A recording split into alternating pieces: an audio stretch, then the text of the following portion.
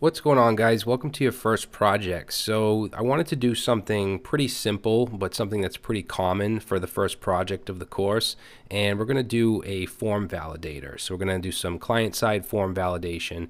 And we'll first create the form with HTML, then we're going to style it with CSS, and then we're going to go ahead and add our JavaScript. Now, to begin with, we're going to do this kind of, I guess, the easy way, but not the best code, just a bunch of if statements with some validation, and then we're going to completely refactor it and create specific functions for each type of validation. For instance, to check required, or check the length, or check to see if the passwords match. So we'll write it in one way, and then we'll completely refactor it to make it cleaner and make it more scalable. If we want to add more fields, it'll be easy to add the validation. Okay, so just to give you an example here, if I were to submit, I get a bunch of errors. So every field is required. Some of them have a min and max length. So username must be at least 3 characters.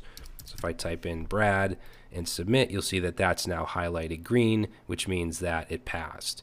For the email, so if I just type in anything, that's not going to work. If I do test@test.com, that's going to pass.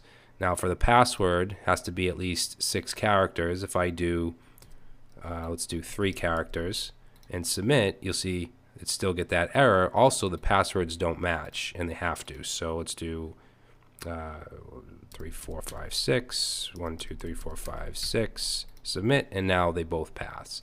Okay, so we'll be dealing with JavaScript along with CSS, because obviously we need to add certain classes to make this green or red, or display or hide the error messages.